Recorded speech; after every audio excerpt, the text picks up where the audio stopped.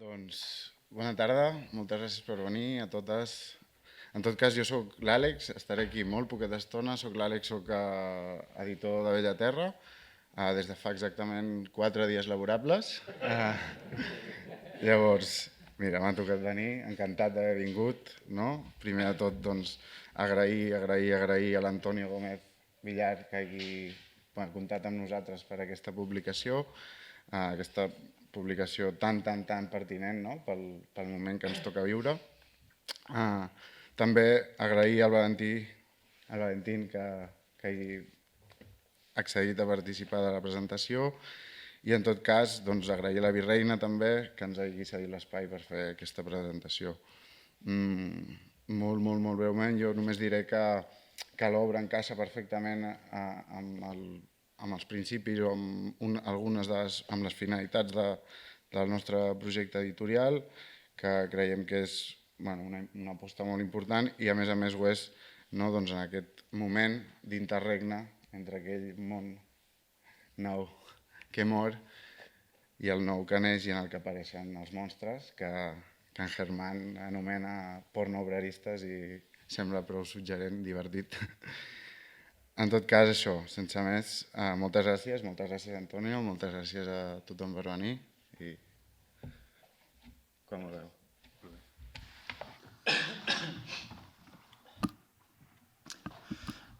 Voy yo. A ver, yo creo que habéis venido todos a escuchar a Antonio un poco más que al resto, ¿eh? Pero yo voy a decir como 2 o 3 chistes, ¿vale? Que tengo chistes o comentarios a propósito del libro Antonio. Algunos son exageraciones, pero bueno, vosotros me permitís. Primero quería decir, para la gente que escribimos cosas o que pensamos así sobre el proletariado, sobre las clases bajas, sobre la gente que vive en las periferias industriales, normalmente la teorización de todo ello nos resulta abominable. Esto es una primera cosa que quería yo decir. Y me gustaría hablar un poco del libro en un tono que no sea tan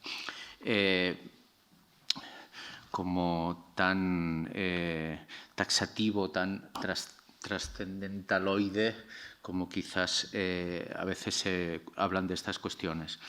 Para mí, el libro Antonio tiene un gran mérito en una cosa. Yo creo que ha escrito, ya se lo he dicho muchas veces, pero yo creo que ha escrito un libraco, ¿vale? O sea, ha escrito un pedazo de ensayo, ¿vale? Y esto lo quiero decir aquí. Ha escrito un libro clásico casi, ¿eh? Para mí este libro es súper difícil de escribir, muy difícil. Pues tienes un montón de frentes que atender, tienes un montón de genealogías a las que responder, tienes un montón de datos que quieres recoger. Es decir, es muy difícil escribir este libro, punto 1. Y punto 2 es, insisto, creo un libro ya clásico, ¿eh? Yo entiendo por un clásico, le atribuiría el carácter de clásico al libro que ha escrito Antonio, por varias razones. Uno, es un clásico porque responde a sus contemporáneos, ¿eh? O sea, quiero decir, el libro no es un ajuste de cuentas, pero sí es una respuesta, luego entraremos un poco más a detalle, pero es una respuesta a un montón de posicionamientos, de teorías, de autores contemporáneos que han hablado del problema, o que hablan, o que piensan, o que reflexionan sobre el proletariado. Es decir, es un clásico porque responde a sus contemporáneos. También es un clásico como que yo creo que repercute a sus predecesores, ¿eh? Es un libro que, joder, es que, claro, es un libro donde de repente hay 10 páginas hablando de Marx, ¿entiendes? O sea, no está haciendo sociología barata, ¿eh? No es Vox Populi esto, es otro tipo de libro. un libro que responde a sus contemporáneos, que percute a sus predecesores. Yo creo que inaugura incógnitas un poco por venir y yo creo que aventura cuestiones que merecen ser pensadas o que van a ser pensadas. Eso es lo que yo considero que es un clásico y es lo que creo que ha hecho Antonio. Todo eso.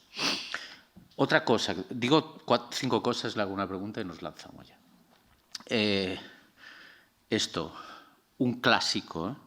Insisto, no confundir divulgación con clásico. Es justo lo opuesto. A mí me parece un libro antidivulgativo, en un momento de gran divulgación sobre el proletariado. Me parece el libro antidivulgativo por antonomasia, o sea, el libro que al menos yo estaba esperando.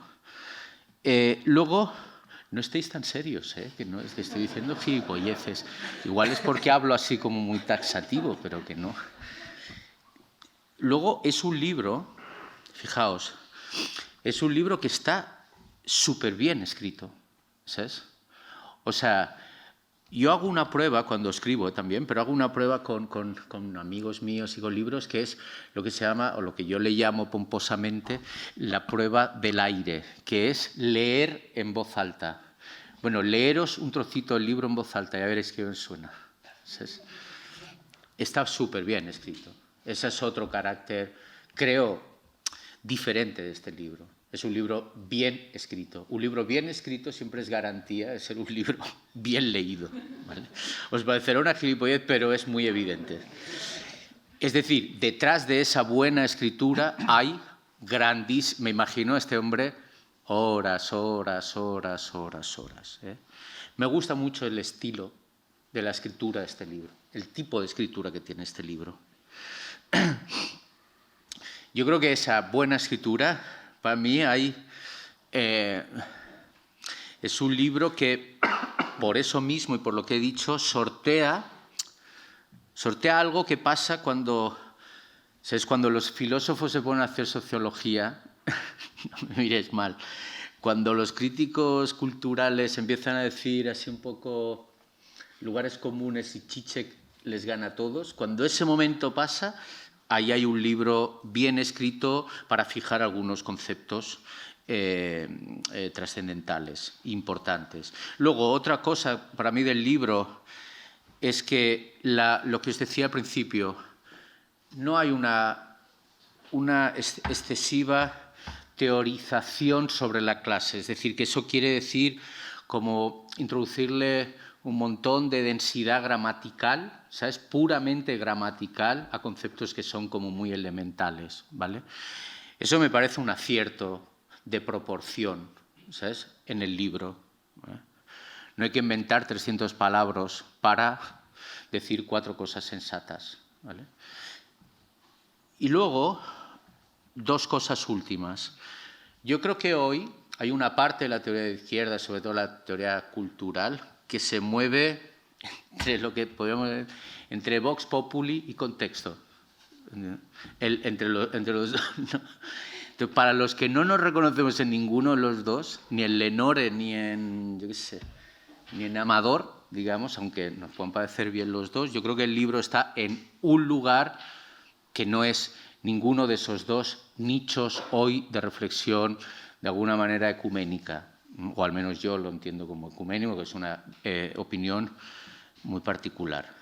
Y por otro lado, y acabo, y le voy a lanzar una primera pregunta a Antonio. Hay una cosa en el libro que me parece que está como, no desvelo nada al final, tampoco es un libro que tenga un final, digamos, ¿no? Pero sí que hay una idea al final que me parece sustancial, o al menos que he entendido así, que es la idea del derecho al rencor, por decirlo así, ¿no? De una cierta idea de que hay algo en el rencor proletario que merece ser explorado. Y seguramente que explorar ese rencor, no como sustancia del proletario, sino como una de las muchas mecánicas se tienen en el proletariado, que explorar eso es la mejor manera de salir de una cierta nostalgia con la cual se narra proletariado. Hoy yo creo, bueno, no creo, ni siquiera es una opinión. Lo proletario tiene una base, 1, trendy, 2, establishment. En el campo de la literatura, expliquemos, en el campo musical, yo qué sé, todos sabemos, no voy a decir nombres, pero todo el mundo sabe. Es decir, hoy ser proletario no quiere decir lo que quería decir hace 40 años. Por ahí se cuela una dosis importante de nostalgia a la hora de narrar esa situación y se cuela una dosis importante de irrealidad, o de sobreteorización, que era lo que quería decir, lo que decía antes.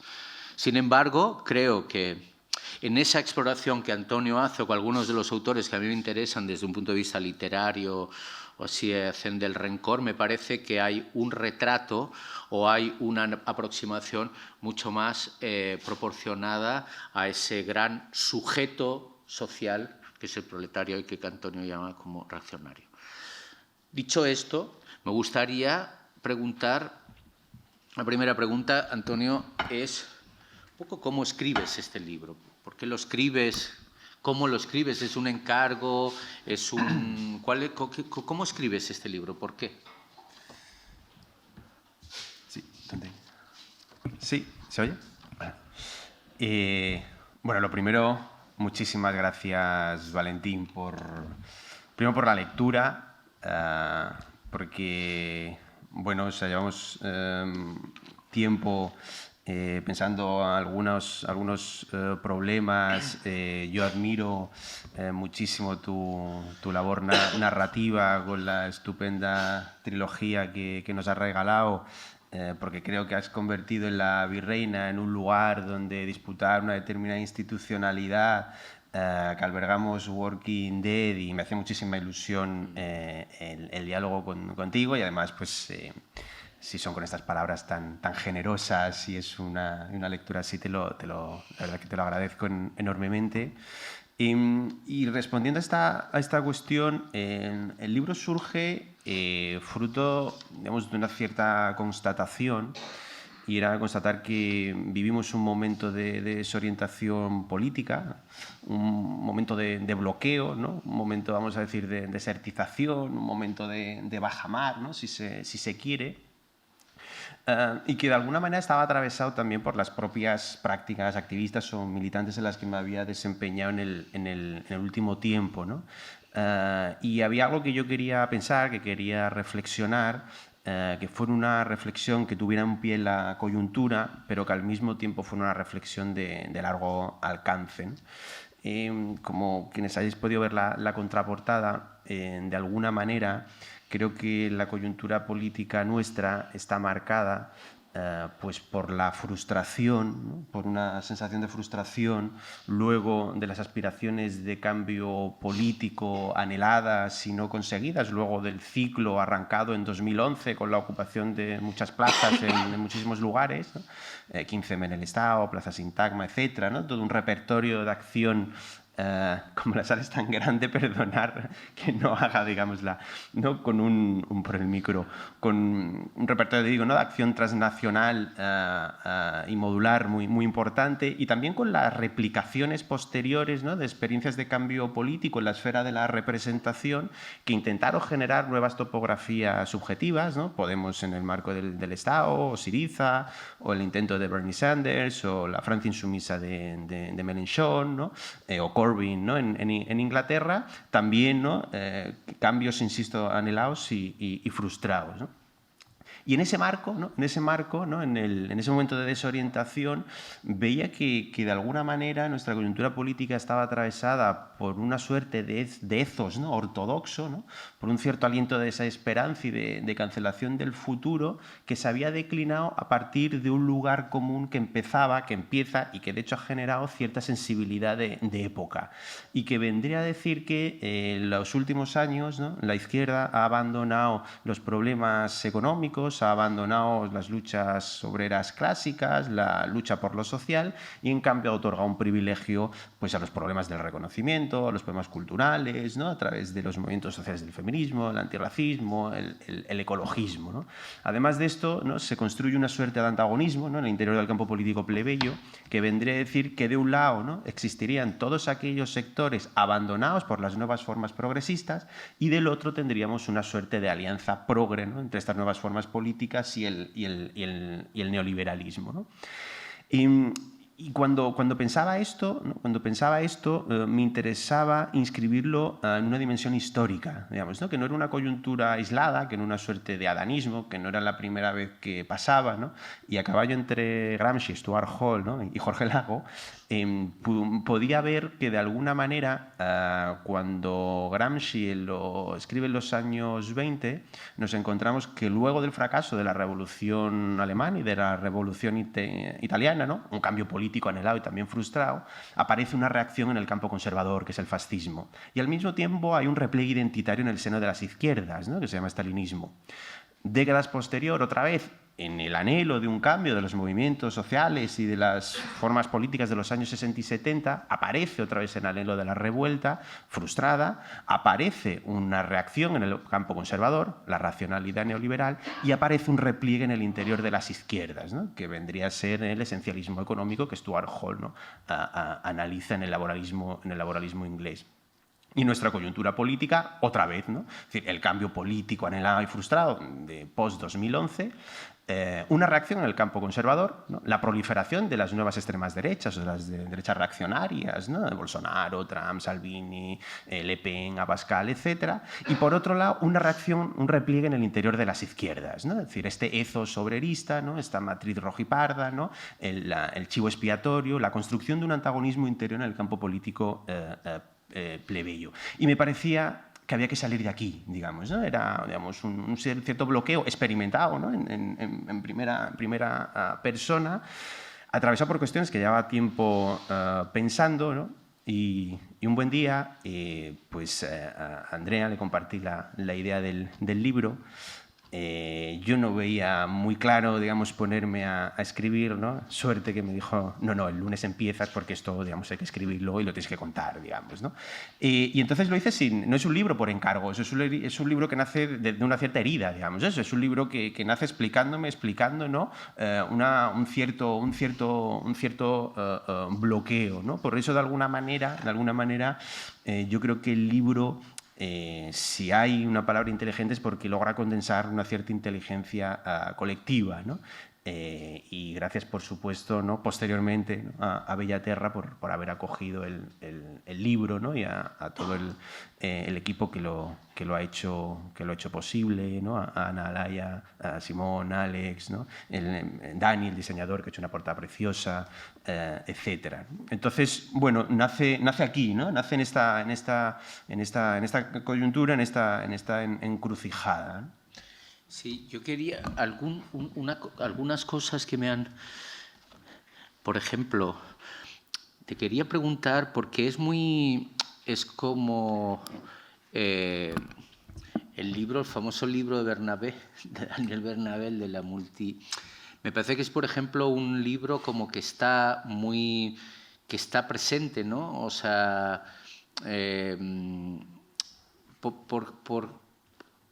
¿en qué sentido? Es decir, yo no sé si el libro merece tanto espacio el libro de Bernabé, no sé si merece tanto espacio de contestación. Es un libro, bueno, yo qué sé, ¿por qué eso? Porque no sé, porque había mucho, he visto muchas veces que te referías críticamente a él o que dialogabas con él. Me parecía que era... Me ha sorprendido un poco esa presencia de ese libro en general, en una amalgama de referencias, que creo que esas son unas referencias... Esa es otra cosa también que tiene el libro, ¿no? O sea que, digamos, el índice onomástico es ya... Hostia, es una declaración de intenciones. Es decir, el salto que puede ir desde los clásicos hasta ya no hay aquí diferencias entre alta, baja. A mí, por ejemplo, me parece que que eres uno de los pocos ensayistas recientes que han leído, y aquí está tan punzantemente, Stuart Hall, por ejemplo, ¿no? O sea, me parece una lectura la que hay aquí de Stuart Hall importante, ¿no? O la lectura que haces de Gramsci me parece fundamental, ¿no? Y de Marx y de Engels. Quiero decir, ahí me ha sorprendido un poco lo de Bernabé, que me parece que es como dedicarle mucho tiempo a una cosa que no tiene solución, por decirlo así. Empezamos. Y pues, mira, el libro de Daniel Bernabé, La trampa de la diversidad, me interesa como síntoma. Es decir, como varias y varios, me consta que son conocedores de la obra de Maquiavelo en esta sala, y saben que la verdad es siempre la verdad efectiva, ¿no? Y que una verdad se mide por sus consecuencias, ¿no? Y que lo político tiene que ver con la capacidad, ¿no?, de instanciar y de generar prácticas instituyentes. Pues un libro que ha vendido 20.000 ejemplares y que ha logrado conectar con una sensibilidad de época, que gente ha hecho de ello una superficie donde son capaces, ¿no?, de hacerle decir cosas que no dice, ¿no?, para bien y para mal, me parecía que había algo como de fenómeno al que había que atender, ¿no? Y creo además que durante estos años, ¿no?, digamos, la manera en la que se han abordado estos debates, ¿no?, en torno a ¿no?, estos momentos de desorientación afectiva en el seno de las izquierdas siempre tienen un momento de ajustes de cuenta, ¿no? Tienen un momento de aguas estancadas, de debates virulentos, ¿no? Entonces, lo primero, creo, para salir del tuit, del retweet, del no sé qué, de los empresarios de sí, que convirtiéndose a sí mismo como una marca para la que intervenir en el campo cultural desde una pulsión conservadora para desactivar todo eso, me parecía que lo primero era tratar a todo el mundo con la misma dignidad teórica, digamos. Es decir, vamos a atender a los argumentos que se están poniendo encima de la mesa y desde aquí vamos a abrir un espacio de diálogo y de deliberación. Vamos a hacer, ¿no?, como si hubiéramos, ¿no?, de atender a todo, ¿no?, con la, digamos, si estamos en serio la igualdad de las inteligencias, no vamos a hacer, ¿no?, esta distinción. Entonces me interesa en ese sentido, y sobre todo porque también creo que es un síntoma no solo de alguien que ha escrito un libro que ha engarzado con cierto sentido común o que ha tenido una porosidad social importante, sino también que desvela un gesto fundamental en esto que llamamos el obrerismo, o en esto que llamamos, ¿no?, las posiciones, ¿no?, de golpe de pecho materialistas. Y es que en el fondo, no solo él, pero cuando vamos al análisis de Zizek, o cuando vamos al análisis de Jody Dean, o cuando vamos a otros autores y autoras y perspectivas, lo que nos encontramos es que no es que exista la defensa de un burdo materialismo simplón, fácil, ortodoxo, sino que lo que existe en el fondo es un idealismo de manual. Es decir, creer que las ideas de las luchas culturales han tenido la capacidad política de trastocar la realidad material es de primero de idealismo, ¿no? Es decir, creer, ¿no?, que a través de la concatenación de una serie de ejemplos de ficción norteamericanos, ¿no?, de una narrativa de ficciones literarias o del cine como vehículo explicativo, podemos explicar las clases sociales, ¿no?, de alguna manera a lo que se está apuntando es a un triunfo cultural. Entonces, había un doble síntoma, ¿no?, en esa porosidad social, ¿no?, y en lo que esconde, digamos, ¿no?, de falso materialismo, ¿no?, o de verdadero realismo, que me parecía que era importante atender, digamos. Esta sería un poco como la cuestión, ¿no?, que me importa mucho ahí. Sí, quería también preguntarte como por dos ideas que yo creo que están también muy presentes en el libro, y me parece que son como grandes aciertos del libro y también grandes posicionamientos tuyos, ¿no?, en la propia escritura. Uno es en un tema, en un sujeto, en una revisión temporal, porque también, como decías al principio, bueno, pues estabas intentando reencuadrar el debate históricamente sobre un sujeto como el proletariado. Has tenido muy bien cogida la cuestión de la idealización o de la nostalgia. Me gustaría que hablases un poco de eso, ¿no? un sujeto con tanta capacidad de generar retórica como el proletariado, en un libro donde está haciendo una prospección, digamos, también del pasado, ¿cómo mantienes a raya, por decirlo así, que no se te cuele, pues eso, lo nostálgico, ¿no? Y luego, también, paralelo a eso, yo creo que hay un libro, si lo habéis leído el libro lo sabréis, pero si no, os lo recomiendo. Es muy breve, ¿eh? Hay como dura 2 páginas, una cosa así, que Antonio describe Billy Elliot, la peli. Yo creo que es uno de los momentos fuertes del libro, de apuesta, ¿eh? Yo creo que un ensayista, eso no sé qué lo decía, pero creo que era como que hay 2 o 3 imágenes donde se define la ideología o el ensayo. Luego el ensayo tiene 300 páginas, pero hay 2 o 3 momentos. Para mí ese es un momento como de sacar las cartas encima, ¿no? Hay un momento en el que describes la peli de Billy Elliot o la obra de teatro, no sé qué, ¿no?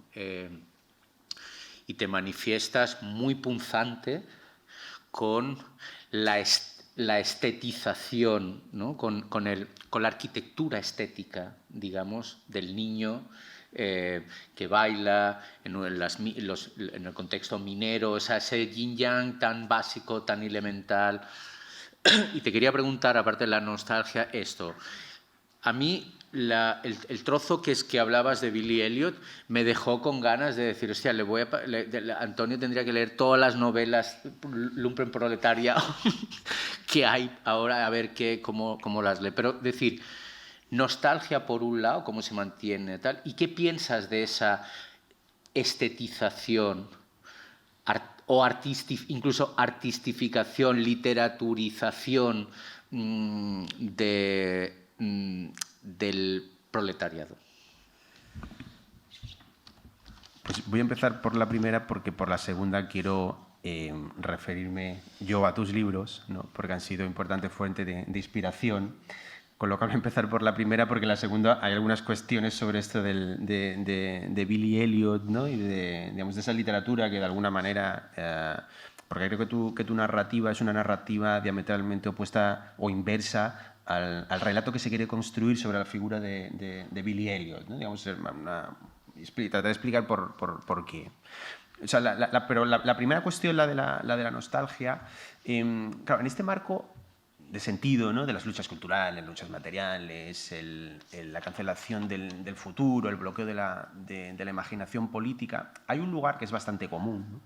Hay un lugar bastante común que viene a decir, pues ante la incapacidad de imaginar otros posibles, ante la imaginar de proyectarnos al futuro, entonces, ¿no? Miramos al pasado, es la mirada nostálgica, es la mirada reactiva, la mirada retrógrada, ¿no? Es decir, hay una serie de autores, autoras que han reflexionado sobre estos, otros que hacen el propio juego político de llevarnos allí, ¿no? Y digamos, creo que es cierto, ¿no? que hay algo de esto, pero a mí me parecía, y es un intento o algo que trato de hacer a lo largo del libro, creo que parte de esa desorientación política de la que hablaba al inicio tiene que ver con el establecimiento de una serie de dicotomías que nos paralizan, ¿no? Es decir, la dicotomía cultural-material, la cultural identidad real, centro, periferia, presente, pasado, ¿no? Es decir, entonces... un intento de desanudar, ¿no? Un intento de desanudar eso, de desanudar esa mirada retrospectiva, nostálgica, pasaba por disputar el sentido de esos pasados. Es decir, o sea, coger a Nietzsche, ¿no? O sea, coger la genealogía nietzscheana, ¿no? Y decir, un momento para la película, porque esto tal como me lo estás contando, yo voy a ir a ese pasado, pero voy a ir de otra manera. Vamos a rescatar a Marx, ¿no? De las garras del esencialismo y del economicismo, ¿no? Y vamos a homenajear a Paco Fernández Güell. Vamos a ir, ¿no? a Lenin y a ver que la cosa es un poquito más compleja, ¿no?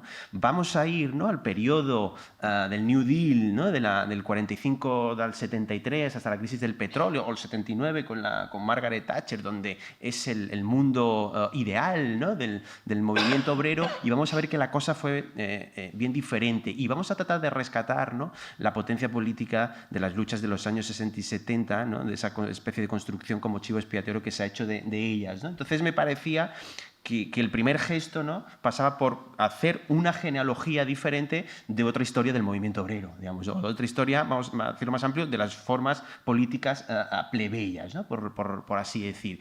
Y esto por varias cuestiones fundamentales, ¿no? Varias cuestiones fundamentales. La primera, o sea, me interesaba evitar ese gesto nostálgico, que es un gesto puramente reactivo, que es un gesto puramente retrógrado, que nace de un principio político fundamental. Yo creo que quienes tratan de buscar a la clase obrera en su idealización, en su fantasía, el problema es que desatienden, ¿no?, a la lucha de clase real.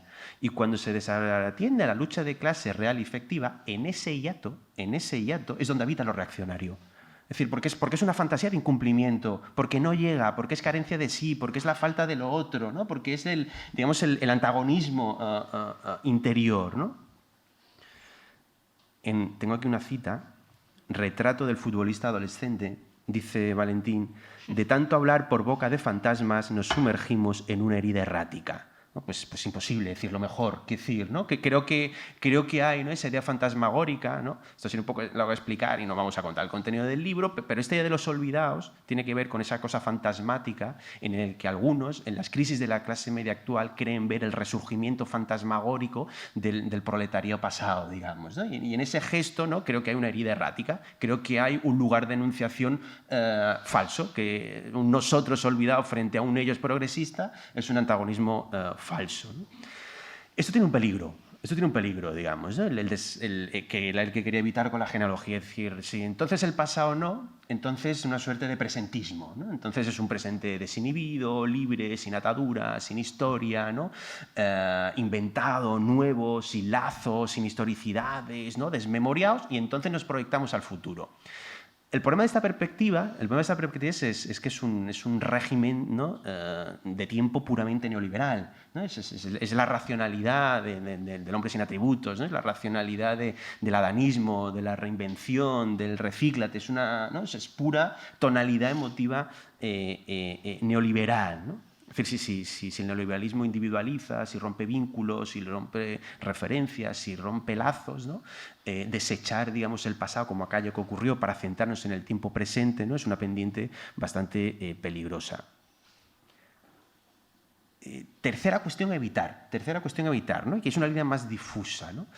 Y otro lugar común es el de las generaciones futuras vivirán peor que sus padres, ¿no?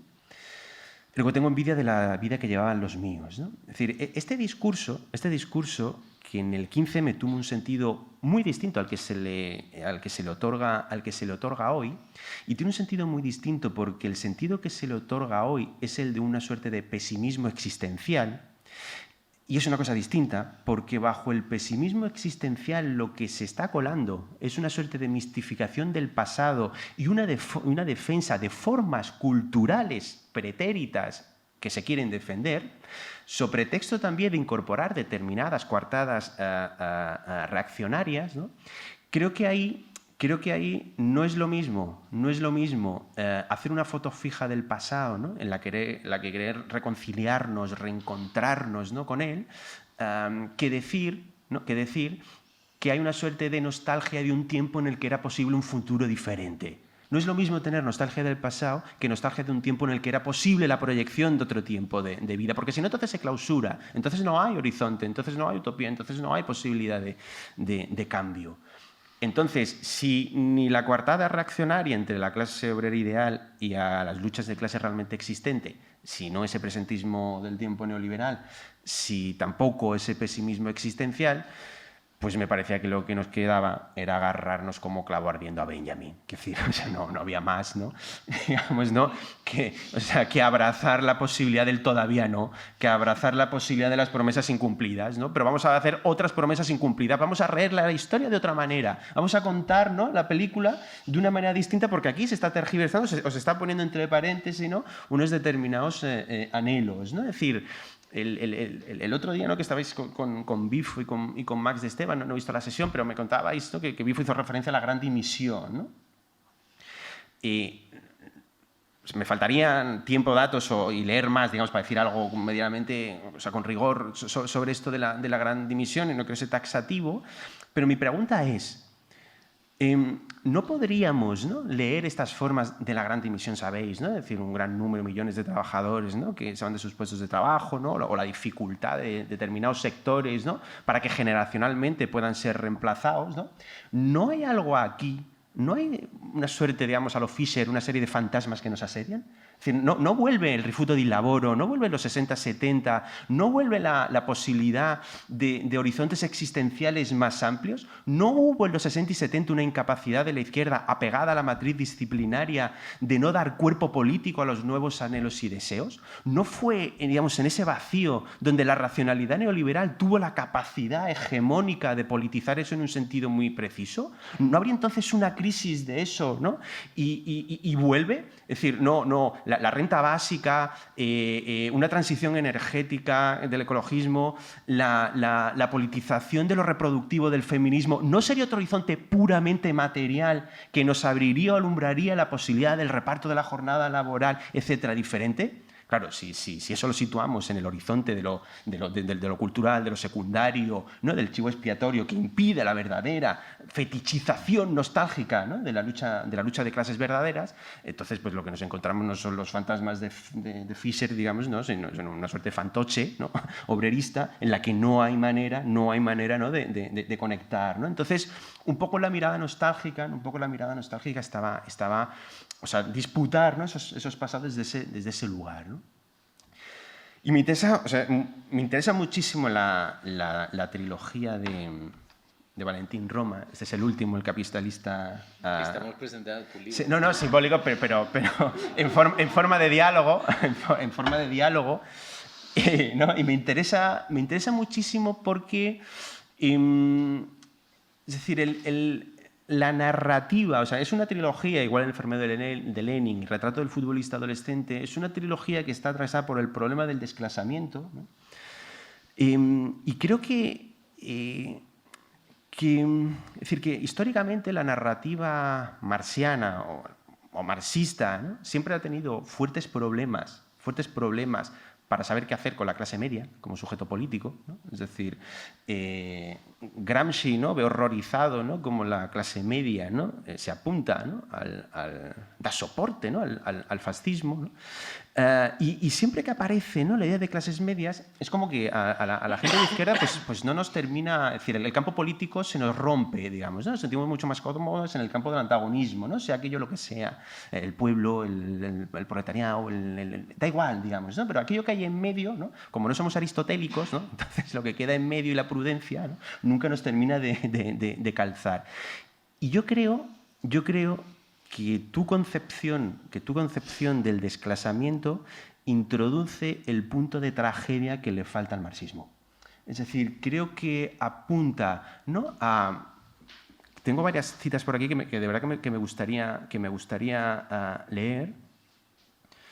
Dice Valentín en El capitalista simbólico: vanagloriarse del propio refinamiento es un signo de esta época. Es la digestión que las clases medias hicimos de los sueños de nuestros padres. Hay pocas cosas más penosas que sentirse exclusivo y que ese estatus te lo otorgue la volubilidad de los individuos, su propensión a hacer lo mismo que la mayoría, ¿no? Es decir, ese sentimiento de extrañeza, ¿no?, que recorre el libro y de similitud al mismo tiempo, ¿no?, en el regreso a la familia, en el regreso al pueblo, en el regreso al origen, esa sensación, ¿no?, que decís en una entrevista que tienes de que hemos entregado nuestra sensibilidad a los ricos, ¿no?, me parece que es un relato absolutamente inverso a la narrativa que construye Billy Elliot, ¿no?, que es el momento álgido de la dicotomía voluntad-apelo, ¿no?, donde hay una fortísima contraposición entre las luchas culturales y las luchas materiales, ¿no?, por así decir, donde Billy Elliot solo puede bailar, o sea, la movilidad de Elliot solo puede ser si traiciona si traiciona, ¿no?, la propia clase, ¿no? Es decir, si el ascenso social se produce de manera contraria a una yuxtaposición visual entre unos señores muy burros, muy burdos, que solo dicen palabrotes y que son homófobos, y Billy Elliot, que encarna la electricidad, que es eléctrico, que es intangible, que es inmaterial, y la mina, que es pesada, tal. Es decir, la verdad posfordista de Billy Elliot, ¿no?, frente al pozo de la mina, ¿no?, que es lo rudo, ¿no?, que es la densidad, ¿no?, de la clase. Y yo creo que frente a esa concepción de la esencialización de lo popular, ¿no?, de aquellos que dicen lo que el pueblo es, y que, por tanto, de la representación de lo que el pueblo es, y de que quienes decimos que el pueblo no es eso, entonces somos unos traidores de clase, ¿no? Porque no nos asumimos a los hermeneutas de lo popular, ¿no? Es una especie de conatus spinosiano invertido, ¿no?, donde la clase obrera disfruta, ¿no?, perseverando en su propia miseria, ¿no? Yo creo que Germán Cano hizo algo muy interesante en el prólogo, ¿no? Dicen hablar desde abajo, ¿no?, pero no son más que ventrílogo de los de arriba. Es decir, aquí hay una serie de dispositivos comunicativos, periodísticos, etcétera, que han entendido en qué consiste la batalla cultural y que quieren crear un objeto muy determinado llamado pueblo, con unas tonalidades afectivas y emotivas muy concretas, so riesgo de que no se desclasen, para que la pizarra hipster en la que inscriben sus análisis no se les desmane, ¿no? Y a mí me parece muy interesante el modo en que sostiene esa tensión de la ritualización, ¿no? Porque pareciera entonces que en esa esencialización de lo popular, ¿no?, es decir, donde frente a las luchas culturales que parecieran que han asumido el ritmo vertiginoso de la globalización progresista, entonces vuelve la defensa de lo sólido, de lo tangible, ¿no?, de lo que se sostiene en el tiempo, y entonces hay una mimetización con formas de hablar, con maneras de valorizarse, de entender la alteridad o la diferencia, que es lo que está muy presente en Billy Elliot, ¿no?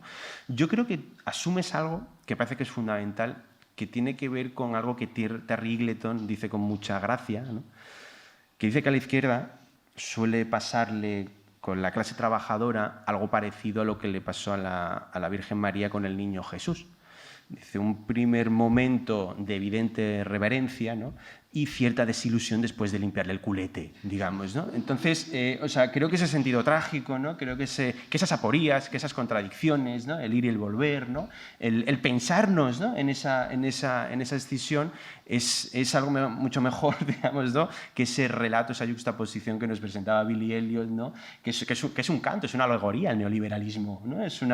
Billy se va en el autobús, adiós con la manita, el día que está a la huelga, y se va a Londres cosmopolita a poder vivir su deseo, ¿no?, de realización, y además, ¿no?, su propia condición sexual, digamos, ¿no? Es decir, y hay una cosa muy curiosa, porque la serie Patria hace una yuxtaposición visual muy idéntica en esto, con otra narrativa, ¿no?, pero un poco sería como esta dimensión. Lástima que ya estaba el libro terminado cuando apareció El capitalista simbólico, pero en una reedición o lo que fuera, digamos, me apetecería, digamos, ese diálogo, ¿no? Porque además creo que hay en esa autoficción, creo que es en el lugar de narrativa, ¿no?, vamos a decir así, un suplemento poético, ¿no?, que nos permite decir cosas, ¿no?,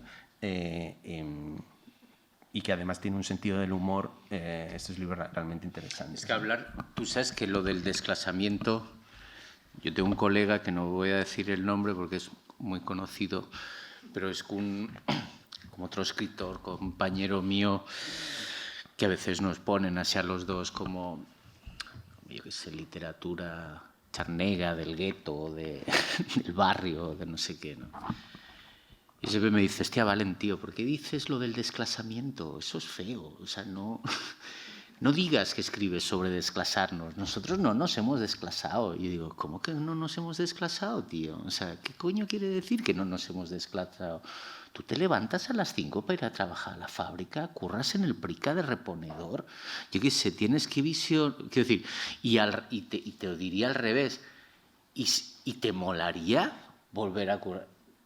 Dice, no, pero yo curré. Digo, ya, yo también, pero ¿te molaría? Dice, no. Digo, entonces, joder, el desclasamiento es, por un lado, eso, y por otro lado, una cosa que tiene que ver con la estética, que es con la estetización del barrio, digamos, ¿no? o sea, el cuéntame sofisticado, ¿sabes? Que es esa especie de, y por eso lo de Billy Elliot que tú decías está como súper bien desglosado, que es esa especie de postales que va dejando la narración, digamos, ecuménica, la narración tranquilizadora de la vida y costumbres y cuitas del proletariado, ¿no? Donde siempre pasa, pues te dejan esto, las postales estas de... Sí. Yo recuerdo, por ejemplo, una cosa que tiene que ver con esto, con el descasamiento, que es que yo recuerdo, y yo no me creo las novelas, digamos, del sujeto proletario hasta que no pasan por un lugar así, ¿eh? Por ejemplo, yo pasé toda mis padres eran como unos bestias, así que... Y pasé toda mi vida en un piso como enano, no sé, es el típico piso de periferia de 30 metros, mi hermano medía 1,90, o sea, imaginaos, era un piso que siempre olía mal, siempre, toda la vida, ¿vale? Pero yo, por ejemplo, ahí leí tranquilamente, descansadamente, comprensivamente, pues yo qué sé, leí a Hölderlin, a Kant, a Fichte, ¿no? Y levantaba la cabeza y veía, aquí hay tomate, ¿no? Y escuchaba todas las... O sea, no tenía un problema. El problema para mí con la narración de esto es cuando, sí, el almanaque con una mujer en pelotas, pero debajo hay dos tíos hablando del romanticismo alemán, ¿entiendes? Dos tíos que uno se va... Creo que ahí no hemos... O sea, que ahí la literatura se muestra sectaria en un cierto sentido, ¿no? Y creo que tu libro viene a apuntar, viene a desglosar esas imágenes por venir. Una cosa que a mí me pasa con muchos autores, que ya digo, hoy escribimos literatura, un montón de gente que hacemos cosas parecidas. Autoficción por un lado y literatura de género lumpen, ¿vale? En grados diferentes, pero está ahí esos temas. Pero, es decir, nunca como ahora hemos sido tan hegemónicos los proletarios. Y esto creo que es importante decirlo, ¿eh? O sea, no nos invistamos de la heroicidad, no invistamos nuestro pasado de la heroicidad de lo no atendido. No es así. Somos súper atendidos, ¿me entiendes? Yo escribí un libro sobre cuando era futbolista, aunque yo no tengo tantas capacidades como tienes tú, porque yo en realidad escribo esos libros porque es lo que cuento en los bares a mis colegas y luego ellos me fuerzan a mí a que yo escriba estos libros, que son más, tienen que ver con la literatura oral. Por otra parte, importantísimo la oralidad, ¿no? Imposible pensar el proletariado sin pensar la oralidad, ¿no? Sin pensar que la gente toma la palabra, toma lo intempestivo y toma la mentira, la exageración, ¿me entiendes? Todo ese relato. Eso también está en tu libro narrado. A mí me parece una maravilla cuando explicas esa forma de relato que se da en el campo del proletariado. Pero lo que quiero decir es que el desclasamiento, hasta que la literatura no pase por esos lugares epistemológicamente vergonzantes, por utilizar un palabra, yo no me la creo, ¿sabes? Lo que creo es que está haciendo Cuéntame, o está haciendo postales idealizadas, o está haciendo sonido de flautas para que la gente se emocione un poquito y recuerde, joder, cómo éramos, ¿eh? Qué poco teníamos, cómo nos puteaban, cuánta rabia teníamos encima, ¿no? Ok, me parece bien, yo sigo teniendo rabia hoy, pero también tengo otras cosas, ¿no? Es decir, ahí es donde me parece que, y retomando así como tu libro, ¿no? Ahí es donde me parece que tu libro es potente y necesario, donde también podías haber hecho una especie de post-15M, por decirlo así, ¿no? O sea, era fácil este libro llevárselo ahí, ¿no? Pero no es eso. Me parece que es un libro que pasa por otros pliegues. Yo quería aportar una referencia para mí, que antes tendría que haberla dicho, perdonar, pero cuando estabas hablando digo que es, incluso en el título, Los Olvidados, que es un título maravilloso. A mí me recuerda mucho a mí en general, una parte importante de tu reflexión me remite mucho a alguien que yo considero para mí el gran narrador de la izquierda proletaria, que es Nanni Balestrini, ¿sabes? Yo creo que en el libro Antonio es uno de los pocos autores.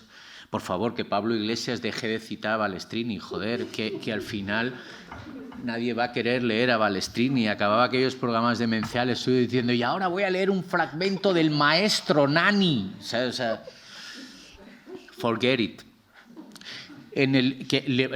Balestrini tiene un libro, Los Invisibles, ¿sabes?, que es todo el rato que estaba, desde la página 50, estaba pensando, joder, qué lástima que Nanni no le podamos dar este libro de Antonio, porque le hubiera encantado. Creo que hay, para mí, una gran voz, no sé si conocéis, supongo que sí, conocéis la literatura de Nanni Balestrini. Aquí en Virreina hicimos una exposición de Nanni Balestrini, trabajamos con todo el archivo suyo, fue fantástico encontrar, o sea, había cosas increíbles.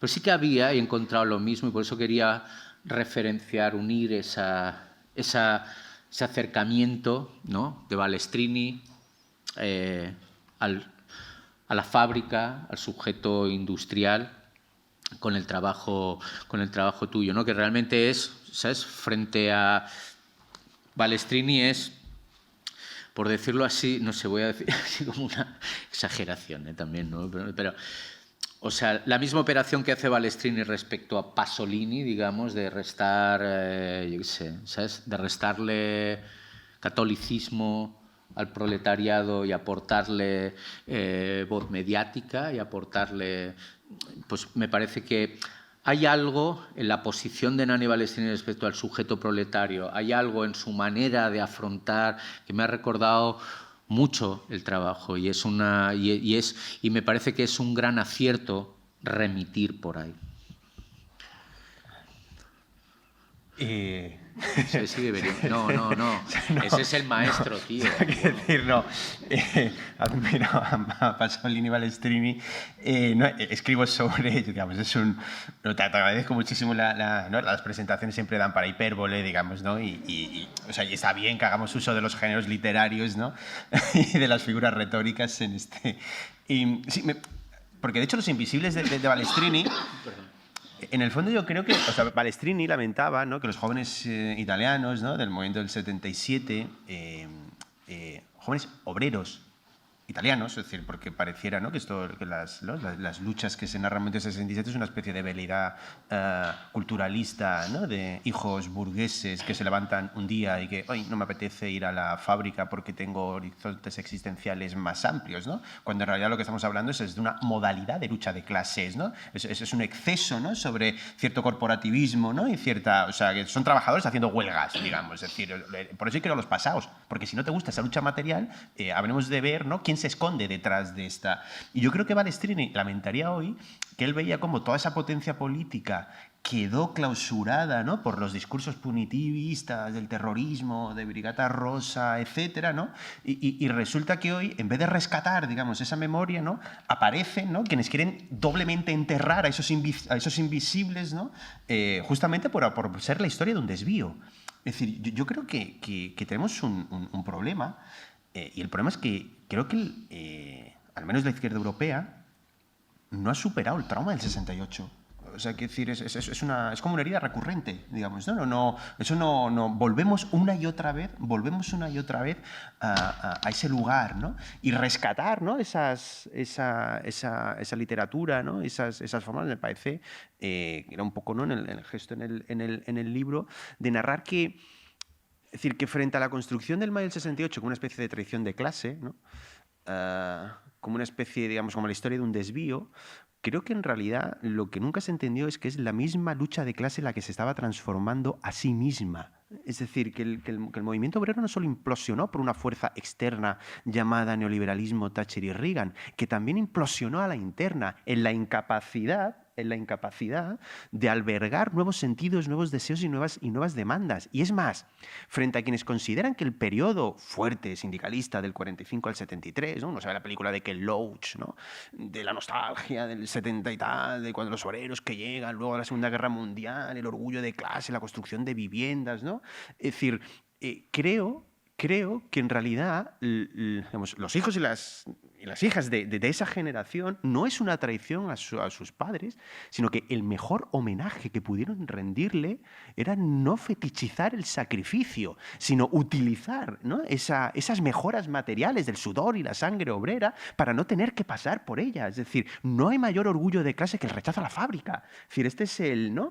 Es decir, y ahí arranca otra genealogía, digamos, ahí arranca otra línea. Y de hecho, ¿no? Hay una lectura pasoliniana, ¿no? que es realmente sorprendente, ¿no? Es decir, Pasolini, digamos, una especie de intelectual orgánico del obrerismo, ¿no? Y de ciertas...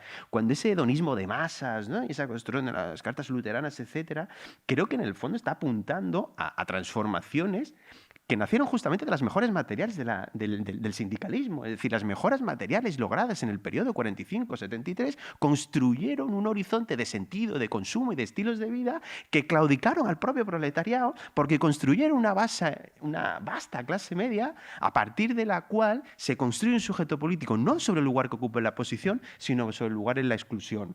Ahí aparecen las clases populares, la posición que ocupo en el consumo. Es decir, es mucho antes, ¿no? Y esa cesura, ¿no? Esa cesura me parece que era fundamental, ¿no? Es decir, Owen Jones, por ejemplo, también tiene, ¿no? A veces este tono, ¿no? De las fábricas victorianas, el ladrillo rojo del Birmingham, ¿no? Es decir, incluso cuando defiende, ¿no? la creación de un plan de viviendas, es porque entonces harán falta muchas fábricas, y como habrá muchas fábricas, habrán obreros, y volverá la socialidad obrera, ergo volveremos a... Es decir, lo que nunca queda claro es si iría a la fábrica o no, porque este es el... Y en esa narrativa, ¿no? No solo vale la impugnación, no, eso es imposible, porque el modo de acumulación capitalista del New Deal sería imposible traerlo al presente, incluso por medios límites ecosociales, y porque no fue para todos y mucho menos para todas y no todos los lugares del mundo, etcétera, etcétera. No solo vale eso, sino que también hay que disputar, ¿no? Digamos, ese pasado antes de, ¿no? Para salir, ¿no? Para abrir, insisto, ¿no? otros lugares, ¿no? Es decir, yo cuando preguntabas al inicio, de alguna manera, ¿no? Un poco lo que decía Alex, que me lo hacía ver Andrea también. O sea, creo que el libro, más que... O sea, los contenidos, lo que dice, o las ideas, o los argumentos, ¿no? Hay algo, o sea, que quiere ser, o pretende ser una aportación para abrir otro espacio, digamos, ¿no? Para crear, ¿no? Para trasladar, ¿no? este lugar de discusión a otro terreno, digamos, ¿no? Es decir, hay algo ahí, cuando... En estos primeros días, ¿no? de publicación hay algo interesante. Muchos de los mensajes así que me llegan, de gente que no ha leído el libro, o sea, ¿por qué no? No dice, un libro muy necesario, ¿no? O de repente, ¿no? Pero igual solo ha visto el título, dice, un libro muy necesario. Y cuando pienso eso que dice de que es muy necesario, ¿no? Es que creo que es preciso, digamos, simplemente es una intuición de decir, aquí hay algo que inaugura algo, más allá de lo que este diga, que pueda ser interesante o no, pero hay algo que se inaugura que de alguna manera, ¿no? permite, digamos, cambiar el clima. Va a haber otra atmósfera, ¿no? Y yo creo que un poco la pretensión con esa genealogía era esa, digamos, ¿no? Una atmósfera que irradiara, digamos, desde atrás hacia adelante, ¿no? Sí, de hecho, había ya con esto, y os pasamos un poco la voz también. Claro, es que una cosa que hay en el libro, para mí hay un desplazamiento fundamental en el libro que es de la idea, y Balestrini es un poco eso, de la idea, la sustitución de la idea de hay que dar voz, ¿vale? En Balestrini podríamos formularlo de la siguiente manera. Al trabajador de la fábrica no hay que darle voz, ¿no? O sea, ese es un gesto reaccionario, paternalista, clasista. Lo que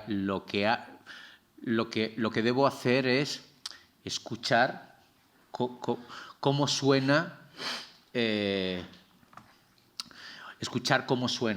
ni siquiera, ¿sabes? O sea, escuchar su fragor, por decirlo así. Eso hace que Balestrini pues utilice, yo qué sé, titulares de periódico, todo. Le aporte esa nomenclatura, ¿no? Le da una voz, no le da una imagen, le da una cosa más potente, una gramática, y le da un gesto intempestivo de transformación y subversión. En el libro tuyo, una cosa que he estado pensando todo el rato también, aparte de Nanni, Balestrini, aparte de todo, es aquella frase tan pertinente y tan precisa, o aquella idea tan precisa de Bourdieu, del maestro Bourdieu, cuando Bourdieu dice, a propósito de la lectura, pero yo creo que es aplicable muy al proletariado, a la lectura que tú haces del proletariado. Bourdieu dice algo así como que toda lectura es una práctica cultural y que cuando nosotros leemos, lee con nosotros todo aquello que nos ha construido históricamente como lectores. Y que la única manera de liberarse de todo eso es... la única manera de liberarse de lo que la historia nos ha impuesto consciente o inconscientemente como lectores es, digamos, historizar la lectura. Bueno, yo creo que eso está en la base tuya. O sea, eso está, me parece que esa es una operación trascendental en el libro de Antonio, ¿no? O sea, quiero decir, que por un lado, tú lo has dicho muy bien, pero a lo Bourdieu sería esa, has conflictivizado históricamente todo lo que la historia de la lectura proletariado nos ha impuesto consciente o inconscientemente, ¿no? Ahí me parece un ejercicio, ahí es donde se produce un corte epistemológico con una lectura, ¿no? Y creo que eso... ¿Pasamos a...? ¿No queréis preguntar nada? Sí, como es aquí, o sea, que estamos aquí metiendo un rollo de... Sí, no, sí, o sea, que sí, no, por supuesto. Venga, hombre, preguntar algo a este maravilloso libro y autor.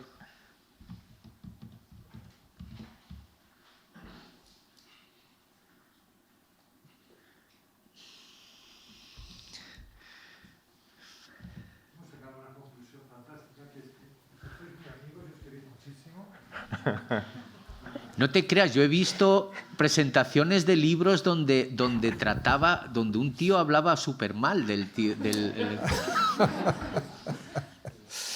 No, claro, es que para aquí unos escuchadores que no hemos leído el libro poco podemos intervenir, pero sí que me gustaría, no sé si es una impresión personal mía, ¿no? Pero estrictamente mía, en el sentido de que ha habido no una presentación de un libro, sino casi de dos. Es decir, que esa especie de feedback permanente que habéis tenido está muy bien porque nos ha ilustrado una relación, y una relación que supongo que amplificándola socialmente podemos llevar a un grupo de personas ciertamente inquietas por algo, ¿no? Entonces aquí viene la pregunta, ¿no? Es decir, la inquietud que pueda tener este libro o la inquietud que pueda alimentar este libro, ¿hacia dónde va dirigida? Porque si se empieza con la duda en la cual, como ha dicho antes Antonio Gómez, esa duda que paraliza a la gente, esa duda que de alguna manera necesita aclararse, si empieza con la duda y termina simplemente con una ventana abierta, pero abierta a cualquier posibilidad, sin haber buscado al menos un camino, no digo un camino único, ni muchísimo menos, sino plural, abierto, diverso, multiplicante, diría, pues nos quedamos un poco fritos, ¿no? Ahora, estoy plenamente convencido de que, claro, algo hay en este libro para que, la única conclusión que saco, algo hay en este libro para que una amistad tan clara quede tan formalizada y tan expuesta al aire. Eso como positivo. Como negativo, diría que estas presentaciones de gente joven emulan, en cierta manera, presentaciones muy carcas, ¿no? En el sentido formal. Yo digo una cosa, entonces tú me contestas la otra, yo te subo un poquito, tú me sobas a mí también, y eso, si no fuera porque sois totalmente creíbles, diría que lo tendríais que ensayar de otra manera también, para que tenga un poco más de desarrollo y nos incite a leer este libro, que parece que tiene muchísimas posibilidades, ¿no? Nada más que era esto y muchas gracias. Está bien, tú sabes que es que no siempre pasa en las presentaciones. Yo te digo, yo he vivido presentaciones como hardcores de estas, incluso a libros míos. Lo que pasa es que aquí, ¿sabes lo que ocurre también? No es tanto al menos desde mi lado, no es tanto como... A mí el libro me ha entusiasmado porque realmente, de verdad, estamos en un momento como de reflexión sobre estos temas donde hay un montón de clichés y es muy difícil es muy difícil encontrarse libros que exploran así como complejamente las cosas. Luego con Antonio es verdad que hay amistad, pero aparte, tú sabes, aquí en Virreina hicimos un proyecto, una de las líneas así que trabajamos mucho en Virreina sobre, por decirlo así rápido, historia del proletariado. ¿Sabes? O sea, hicimos una exposición del 1917, teníamos Working Dead, Constantino Bertola, que considero como un maestro mío personal, pero también alguien como que trabajó todos esos temas, y realmente que salgan así libros míos, libros de Antonio, parece como que se llega a algún lugar. Entonces, tú sabes, nos hemos dejado llevar por el éxito, lo del desclasado, lo que te digo. Cuando publicas un libro ya te crees la puta polla.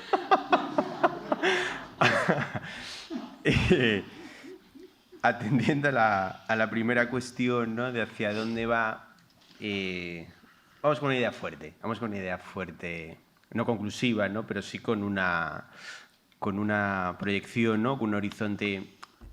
Cuando me fijo, digamos, cuando se comparten redes y tal, hay una frase que siempre se saca de la contraportada, y que de hecho la saca tanta gente que entonces yo mismo dije, joder, pues igual esto es más interesante de lo que yo creía, ¿no? O tampoco sabía qué estaba diciendo, que es una frase que dice,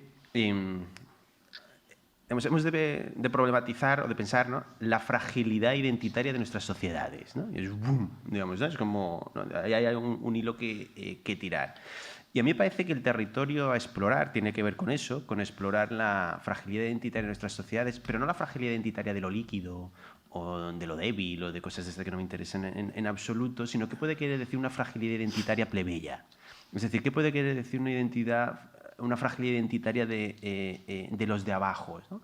Y esto quiere decir que en estos debates, ¿no?, entre las políticas de la identidad, el fetichismo, las luchas culturales y materiales, pareciera entonces, ¿no?, que, digamos, la izquierda habría claudicado en una especie de identitarismo y particularismo y esencialismo, y justamente yo creo que lo único que puede alumbrar otros posibles es más política de la identidad, no menos. Es decir, que históricamente, desde el punto de vista de las formas plebeyas, la historia de la emancipación es la historia de la posibilidad de construcción de configuraciones simbólicas. Nunca existió una clase obrera real, efectiva y sociológica. Cuando Marx piensa en la clase obrera, las personas concretas o la imaginería del varón 45 años blanco allí con el mono y la tal, es una absoluta minoría en la Inglaterra de su época. Cuando Lenin está pensando el proletariado no había en Rusia ni el 5% de la población. Es decir, incluso cuando hablamos de pueblo, hablamos de multitud, hablamos de mujeres, hablamos de negros, esos son siempre configuraciones simbólicas. E históricamente y paradójicamente, siempre hemos precisado de dotarnos de una identidad para ser libres luego entonces de abandonarla. El problema del obrerismo es que solo se queda en la primera parte, es que se queda en la afirmación continua de las esencias proletarias, en la afirmación de la cadena de montaje, pero no su sustitución, ¿no? Y en torno a esta idea del mal nombre de Rancière, del esencialismo operativo de Spivak, de la ontología imposible de Judith Butler, etc., me parece que hay un recorrido diferente para pensar, y quizás esto puede parecer un poco abstracto, pero para pensar lo que probablemente sea la mayor crisis, ¿no?, en la que se declinan las formas políticas plebeyas desde el punto de vista del bloqueo de la imaginación política, que tiene que ver con una crisis de la capacidad de generar gestos metonímicos. Es decir, la figura retórica de la metonimia, tanto en los movimientos prácticos concretos como en lo teórico, ¿no?, y si nos vamos desde el Renacimiento, desde Maquiavelo hasta hoy, no existe forma política plebeya que de alguna manera u otra no haya sido capaz de pensar un vínculo imaginado entre un particular y la posibilidad de enunciar un universal, ¿no? Y ese suplemento poético, esa posibilidad de alumbrar esos vínculos, ¿no?, que no tiene que ver con esta cuestión de perspectiva de, ¿no?, perspectiva de clase, perspectiva de género, perspectiva de raza, que es una reducción liberal y que puede servir para pedir grupos de investigación de I+D, pero no tiene, digamos, ¿no?, un componente político, ¿no?, capaz de irradiar, ¿no? Capaz de generar, de contagiar, de conectar, creo que ahí hay algo que es importante, me parece, ¿no? Es decir, disputar, reivindicar, ¿no? Algo que, de hecho, por ejemplo, paradójicamente el liberalismo lo entiende muy bien. El liberalismo lo entiende fabulosamente. Es decir, yo no conozco una ideología política en los últimos 50 años que haya profesado de manera camuflada, de una manera más vehemente, la política de la identidad que el liberalismo. Desde su nacimiento, contra el mito de la secularización y el mito del individuo como punto de partida, no sé cuánto, autorreferencial, tal cual. En los años 40, 50, 60, el ser lo otro del totalitarismo, ¿no? Y hoy revestido de atlantismo, de los valores occidentales, que no sé qué, ¿cuáles son los momentos álgidos fuertes del liberalismo? Son momentos de identidad. Me parece, por tanto, ¿no? que eso que hay, ese hiato que hay entre lo individual y las prácticas colectivas, ¿no? Ese hiato que llamamos campo político plebeyo, a esa dimensión, y que siempre estuvo atravesada por ciertas políticas de la identidad, que no quiere decir ese esencialismo, particularismo y no sé qué, ¿no? Esta comprensión burda, creo, ¿no? de las identidades. Digamos, si hubiera que decir una, ¿no? de las conclusiones o algo, una tentativa, ¿no? de proponer, por así decir, es en la desplazar y entender la identidad desde otro lado, ¿no? Y reivindicarla.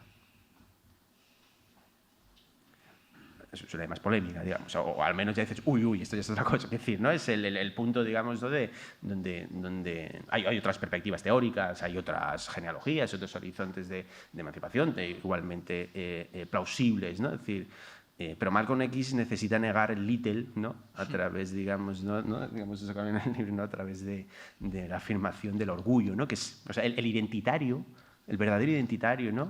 Es siempre los regímenes que identifican, ¿no? O sea, Rancière, es decir, la idea del orgullo es ese vehículo, es esa mediación que posibilita reapropiarnos de la estigmatización para entonces luego ser libres de poder deshabitarlas o tal, ¿no? Y a mí me parece que muchas veces en estos debates, ¿no? aparece la identidad y se enciende la luz roja, digamos, horror, ¿no? Es decir, y una cosa es, y tenemos un problema, obviamente, ¿no? ciertos repliegues identitarios esencialistas, ¿no? Declinados, ¿no? en un sentido muy particularista, eso es una cosa, y otra es, ¿no? tirar por la ventana el agua sucia con el niño dentro, digamos, ¿no? Esta sería como la distinción de... Igual es que lo del orgullo, fíjate, yo a veces lo veo eso como contar bien algo, ¿sabes? O sea, contar en profundidad una historia, ¿sabes? A veces eso es. Yo, por ejemplo, cuando escribo los libros, no tengo como encima de la mesa toda una serie de grandísimos conceptos. Lo que quiero es explicar una historia de una manera, no sé, detenida, compleja, que no avergüence, que atienda a sensibilidades que pueda entender protagonistas dentro de ese marco de esa historia, ¿sabes? A veces es eso. Lo que dice Antonio es en el lado de la literatura, ¿sabes? Quiere decir el tiempo necesario para contar una historia sin que la historia no se convierta en cliché o en postal. Y eso es, a eso le podemos llamar orgullo, ¿no? También.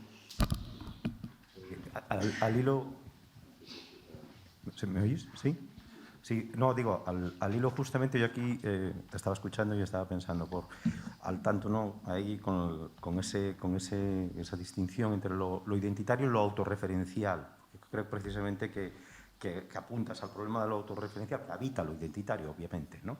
Pero cómo lo habita, ¿no? Y de aquí me saltaba el chip rápidamente a la primera parte del libro, a esta genealogía, ¿no? Y cómo esa genealogía es capaz de desplazar justamente la cuestión de lo autorreferencial, que es a lo que estamos asistiendo, porque además es propio el momento, ¿no? de la ola de movilizaciones, momentos de fase baja de movilización, ¿no?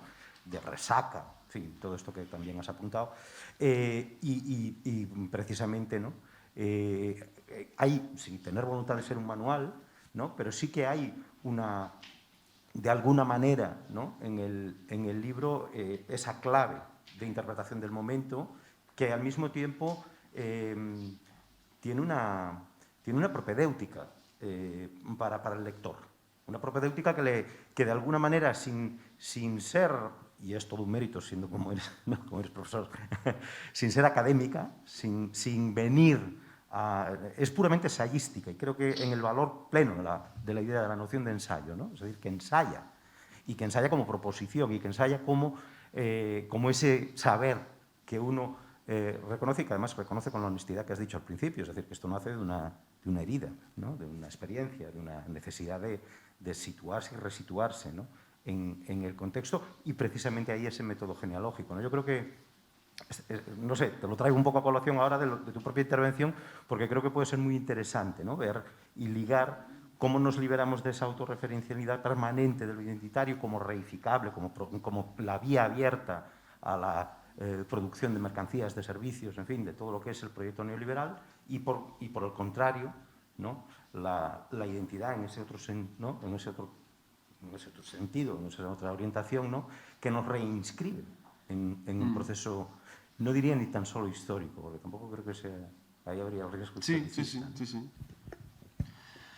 Sí, ¿no? Yo creo que decía Valentín que había 10 páginas dedicadas a, ¿no? Las 10 páginas de Marx, que pues, es un cierto homenaje, no sé si se quiere, a Paco, ¿no? Un poco, ¿no? Al libro del Marx, Cinismos, ¿no? Que el otro día me decías tú, es que lo otro que existe es el marxismo sin Marx, digamos, y de eso hay demasiado, ¿no?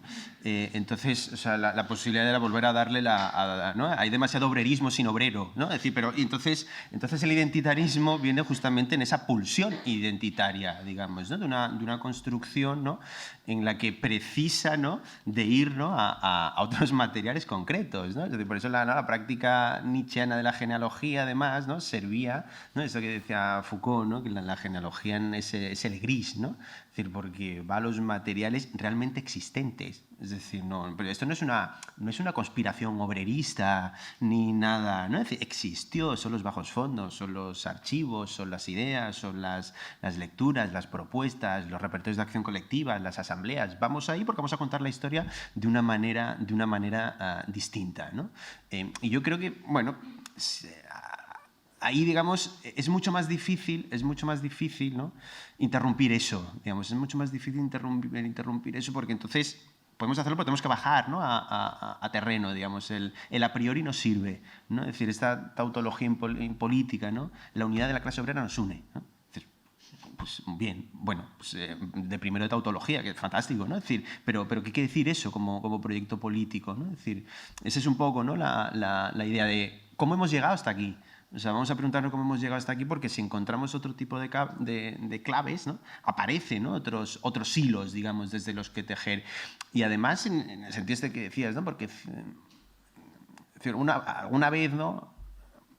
Gente se vio tentada a decir, no hablemos de los obreristas, no hablemos del ethos ortodoxo, ¿no? Es decir, hagamos como que no existe, ¿no? Es decir, hagamos como... Y claro, pero si uno quiere tejer hilos, ¿no? Y otras razones para cambiar el punto de partida, entonces es necesario un trabajo de desmontaje, ¿no?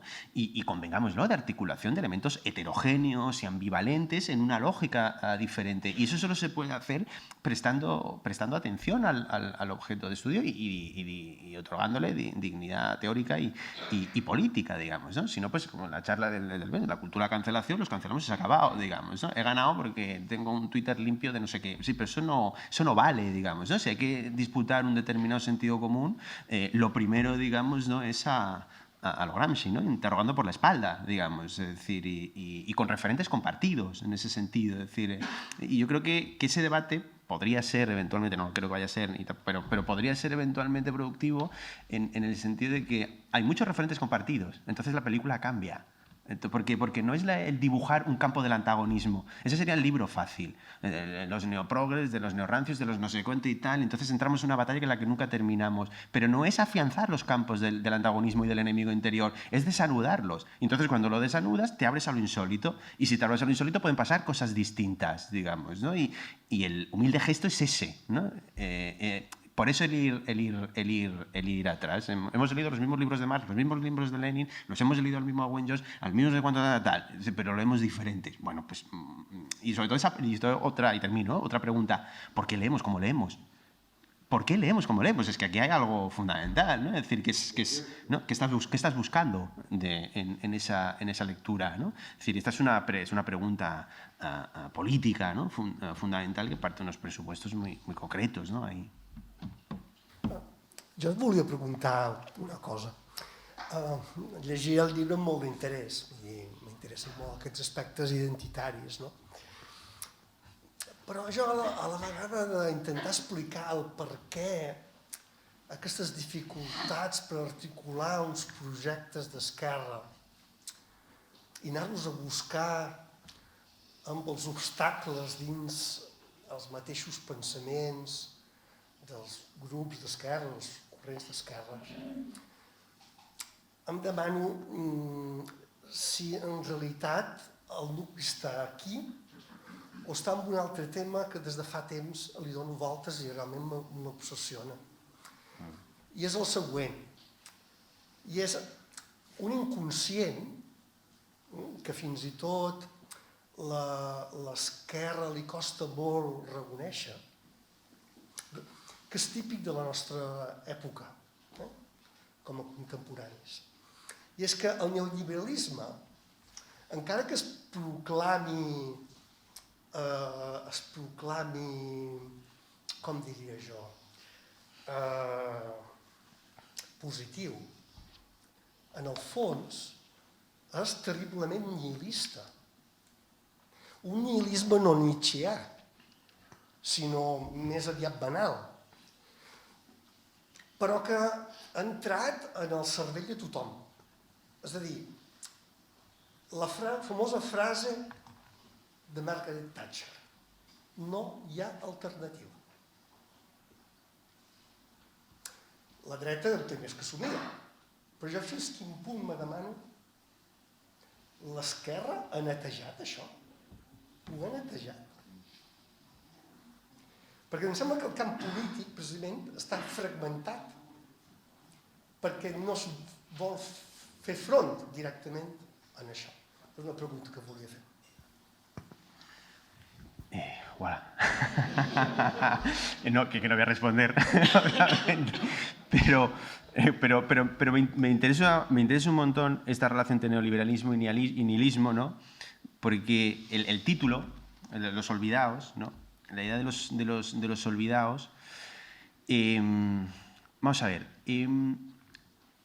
si la narrativa dice, la narrativa mainstream que tiene visos, creo, ¿no?, de cierta permeabilidad en el sentido común, érase una vez, ¿no?, una globalización neoliberal que para funcionar capturó las formas políticas más deseables del feminismo, el antirracismo, no sé qué, y entonces los sectores progresistas en una movilidad permanente como el Elliot son capaces de darle el barniz progre necesario para que todo funcione, y entonces hay algo que ha quedado olvidado, relegado, abandonado de la historia, y a eso vamos a llamarlos los olvidados, y por tanto construimos un antagonismo, ¿no? Es decir, digamos, lo progre como sobredeterminación, ¿no?, como superficie de inscripción de odios y resentimientos frente a un supuesto sujeto que ha quedado al margen de ese proceso. Si el relato es este,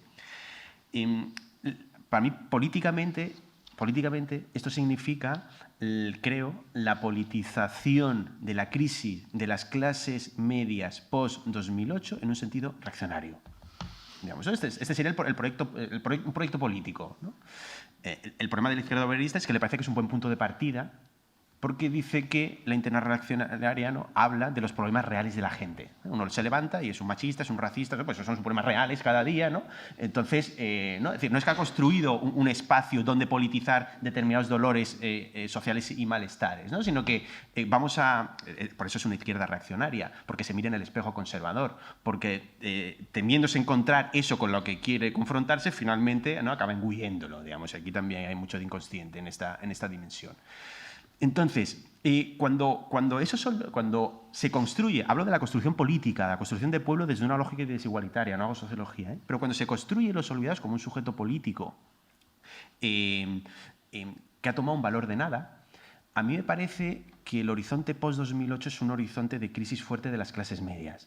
Y el horizonte de las clases medias quiere decir que ese sujeto protagónico que había sido el sujeto del Estado, el sujeto del pueblo, yo qué sé, si vamos al Estado español, pues el que montó las Olimpiadas, ¿no? El gesto metonímico de yo parte, ¿no? Soy la modernidad, y la democracia, y las autopistas, y Marina Dor, y la playa, y la profesionalización del ejército, y Felipe González, y la Expo, y eso, cuando eso se quiebra, ¿no? y cuando aparece 2008 y luego es 2011, ahí, ¿no? Y voy a decir algo que quizás, pues sí, pero lo voy a decir igual, pero cuando toda la vertebración colectiva es un campo de fuerzas, creo, y eso quiere decir que es irreductible una sola lógica, y del 15M se han dicho muchas cosas y se han analizado desde muchas perspectivas, y todas pueden tener parte de verdad y no, pero hay una que decía que el 15M es simplemente un movimiento de los hijos, ¿no? Los niños de clase media que, en fin, nos habían construido, o sea, nos habían construido la idea, ¿no? De que pues teníamos la generación más preparada de España y que, por tanto, tendríamos no sé qué, hicimos lo que había que hacer, la carrera, el máster, no sé cuánto y tal, llega el momento de la verdad y aquello no chuta ni tal, ¿no? Entonces aparece la impugnación, ¿no? Aparece la impugnación al contrato social. Yo cumplí mi parte, tú no. Este rato tiene parte de verdad y no, pero vamos a darle la parte de verdad que tiene y que efectivamente todo movimiento social tiene una imagen protagónica y el chaval, la chavala de 20 y picos universitario, digamos que es una sociología bastante hegemónica en el interior del 15M. A mí me parece que el 15M es una politización progresista, una politización en un sentido emancipador de la crisis de las clases medias. Es decir, es la posibilidad... Es decir, la permeabilidad social, la capacidad de que gente que no pertenece a ese universo, ni generacionalmente, ni políticamente, ni socialmente, ni materialmente, ni culturalmente, que diga, esos chavales lo que dicen tienen razón. Porque el proyecto que encarna es un proyecto de país, porque 15M es el nombre del pueblo. El primerísimo, y solo el primerísimo Podemos lo intentó. Luego ya vino otra cosa. Pero el primerísimo pilotó ahí.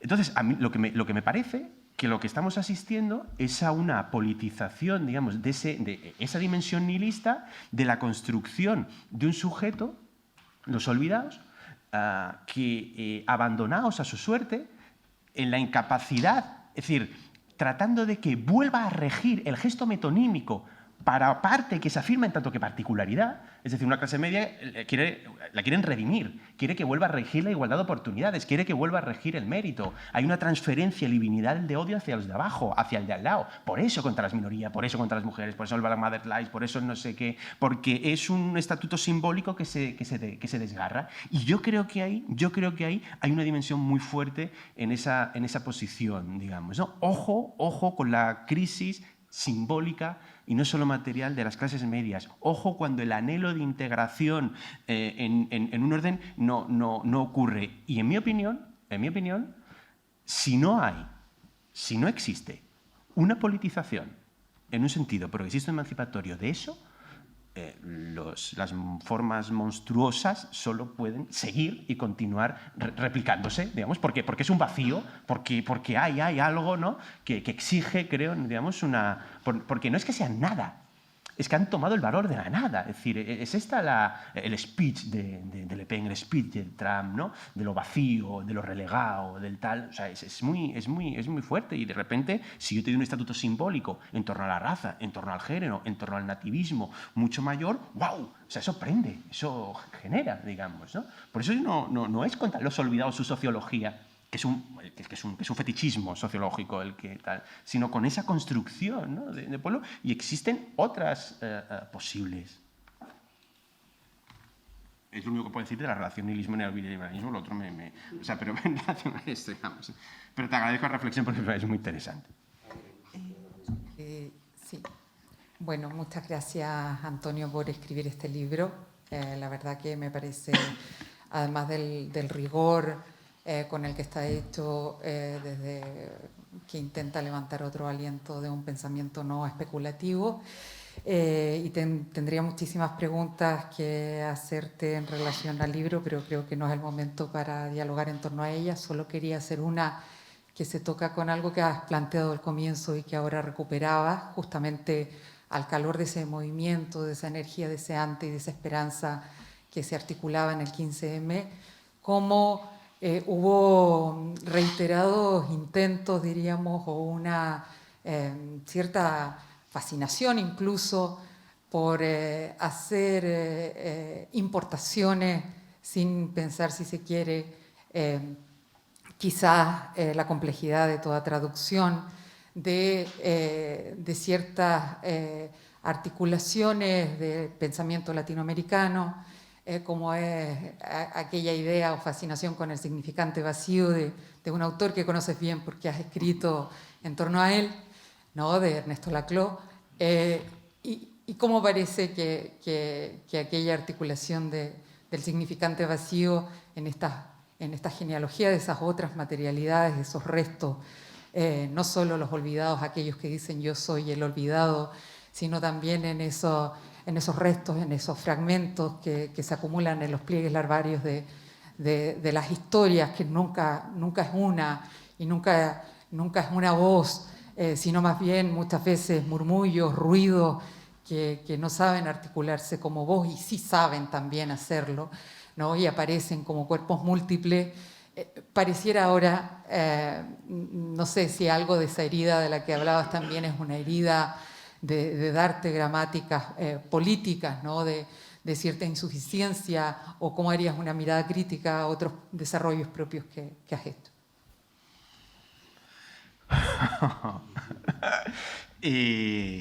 Es muy interesante porque, ¿no?, porque si no, se respondía, ¿no?, en esta dimensión de cierta politización, ¿no?, del 15M en un sentido muy preciso, ¿no? 15M, el nombre del pueblo, ¿no? La traducción, vamos a decir, ¿no? Que no es, yo creo que no es un... Pues un ejercicio, sí, de traducción latinoamericana, por supuesto, ¿no? Pero no de traducir el 15M, ¿no? Y sé que no piensas, no de capturar su potencia, ¿no? El momento de traición, ¿no? Es decir, podemos hablar de traición del 15M, básicamente porque no daban ni los hilos de la tienda de campaña, ¿no?, el día que nació, o sea, que sería raro, digamos, ¿no?, traicionar. Pero sí que creo que hay límites y fuertes, digamos, aquella hipótesis, ¿no? Hay límites y potencia, digamos. A mí hay una que me pareció... O sea, aquella encuesta donde el 10% de los votantes que alguna vez habían votado al Partido Popular eran posibles votantes de Podemos, digamos, yo creo que ahí también hay que reconocer que esa encuesta, el régimen fue con todo. Es decir, o sea, yo creo que con un proceso, digamos, ¿no?, que es el momento donde hay ciertas hipótesis que empiezan a funcionar, ¿no? Luego creo que hay límites inherentes a la propia potencia, ¿no?, la posibilidad, ¿no?, es decir, cuando Podemos se declina, ¿no?, es decir, el significante patria y cosas raras, ¿no?, es decir, esto lo nacional popular, ¿no?, no tiene encaje, ¿no?, en el marco, ¿no?, de un Estado que se construye del nacionalismo de Estado. Esto no es Perú, no es Mariátegui, no es Gramsci, o sea, es otra cosa, ¿no? Y yo diría que hay por la lectura obrerista, un planteamiento que dice sobre los escombros de aquella experiencia política, entonces resurgen los monstruos, ¿no? Y esa vinculación yo creo que no existe, ¿no? Esa vinculación yo creo que no existe, ¿no? Porque se establecen como, ¿no?, automatismos sociológicos, ¿no?, o automatismos, ¿no?, existe una sociología determinada que en un momento A y entonces luego B, ¿no? Y que la posibilidad de incorporar en el interior de un mismo proyecto político elementos muy heterogéneos y muy ambivalentes, ¿no?, distorsionan las ideologías políticas existentes, ¿no? Pero sí que creo que se replicaron en relación a lo que dices, ¿no? O sea, si el 15M, ¿no?, es decir, también dejó a muchísima gente fuera, ¿no? Es decir, era un movimiento bastante poco heterogéneo, vamos a decir, ¿no? Es decir, en su composición, ¿no?, había que tener muchísimo tiempo para participar, por ejemplo, ¿no? Éramos todos muy blancos, muy blancas, ¿no? Es decir, o sea, esa es una sociología del 15M, ¿no? En ese sentido, creo que Podemos replicó, ¿no?, y la ventana de oportunidad, el asaltar los cielos, el yaya, el relámpago, todas estas metáforas, ¿no?, de alguna manera hicieron, ¿no?, entrar en una especie de aceleracionismo, ¿no?, que falta el capítulo de aceleracionismo caja de negra, ¿no?, de Podemos, un aceleracionismo que impidió, ¿no?, atarse los cordones y correr al mismo tiempo, digamos, ¿no? Yo creo que si algo queda de ahí, algo queda de esa experiencia, ¿no?, es el otorgarle otra temporalidad a lo político y otra relación, sin duda, con la heterogeneidad, ¿no?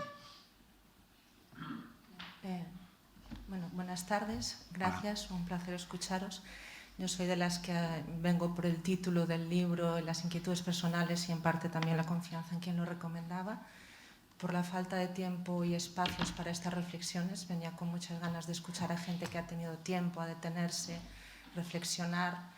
Evidentemente no es mi campo, por lo tanto he leído muchas menos de las fuentes originales que habéis citado, aunque evidentemente creo que aquí los que estamos compartimos una serie de ideas, y voy a intentar contextualizar la pregunta y espero que, para conocer vuestra opinión, me leeré el libro, evidentemente. Yo creo que en el 15M, aunque no haya participado de forma más activa, posiblemente sí era menos heterogéneo, sí que había una gran heterogeneidad de los sentimientos y de las inquietudes que recogía, ¿no? Y que de alguna forma, en relación a cosas que habéis mencionado, muchos de los hijos de la clase obrera, no necesariamente burguesa, hemos llegado también a las academias y a distintos lugares, a una academia que en una sociedad líquida neoliberal, academia entendidas las instituciones académicas de forma global, han reducido las formaciones, o sea, han reducido el contenido más humanista de las formaciones y crean una clase más técnica, con lo cual creo que a veces nos faltan estos espacios que humildemente creo que antes tenían lugar también en los ámbitos académicos, posiblemente no en determinadas carreras, hablo de forma más transversal. Y te escuchaba hablar de las dicotomías y de la rabia como emoción para motor del cambio, que es muy importante, pero si es muy intensa, se mantiene al inicio, pero si no se modula, no se mantiene a largo plazo. Y en relación a esto de la identidad, para nosotros, para gente más joven que yo, estoy pensando de gente que ahora es adolescente, en esta construcción de la identidad, y intento contextualizar lo que decía con un 15M, que iría más allá de la frustración que sentíamos por falta de cumplimiento del contrato social, que es evidente.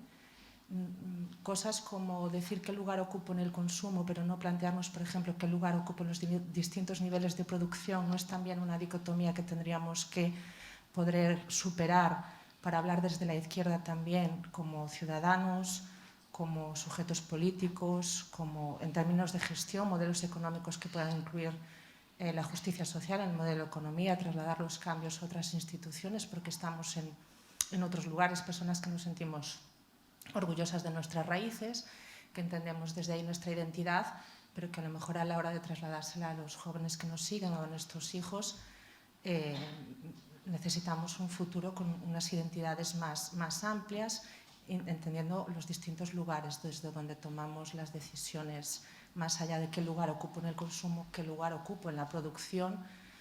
Insisto, ciudadanos a la hora de votar, porque si algo no votamos es el modelo económico con el que se destinan, por ejemplo, los presupuestos y otras cosas, más allá de otros cambios, pero qué lugar ocupo en el consumo, me lo planteo.